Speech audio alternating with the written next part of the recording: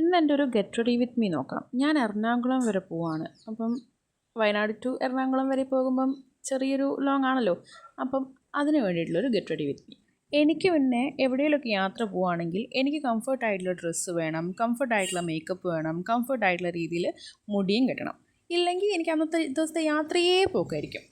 ഒരു മോയ്സ്ചറൈസർ ഇട്ട് കണ്ണെഴുതി പൊട്ടും തൊട്ട് ലിപ്സ്റ്റിക്ക് ഇട്ടാൽ എൻ്റെ മേക്കപ്പ് കഴിഞ്ഞു. അതാണ് എൻ്റെ കംഫർട്ടായിട്ടുള്ള മേക്കപ്പ്. ഇതൊക്കെ കഴിഞ്ഞിട്ടുണ്ടെങ്കിൽ പിന്നെ മുടിയെല്ലാം കൂടി ഇങ്ങനെ അഴിഞ്ഞു പറഞ്ഞ് കിടക്കുന്ന കണ്ടിട്ടുണ്ടെങ്കിൽ എനിക്ക് ഭയങ്കര ഇറിറ്റേഷനാണ്. അപ്പോൾ അതെല്ലാം കൂടി ഒന്ന് എടുത്ത് മുകളിൽ പുട്ടപ്പ് ചെയ്ത് കിട്ടിയിട്ടുണ്ടെങ്കിൽ അതിൻ്റെ പരിപാടിയും കഴിഞ്ഞു. പിന്നെ ഉള്ളത് ഡ്രസ്സാണ്. കംഫർട്ടായിട്ടുള്ള ഡ്രസ്സ് ഇട്ടിട്ടുണ്ടെങ്കിൽ ആ യാത്രയെ അടിപൊളിയായിരിക്കുമല്ലോ. ഈ ചുരിദാർ ഇട്ട് ഷാളൊക്കെ പിടിച്ച് നടക്കുക എന്ന് പറഞ്ഞിട്ടുണ്ടെങ്കിൽ ആലോചിക്കാൻ കൂടെ പറ്റില്ല. അപ്പം എനിക്കെപ്പോഴും കംഫർട്ടായിട്ടുള്ള ഡ്രസ്സ് എന്ന് പറയുന്നത് ജീൻസും ടോപ്പുമാണ്.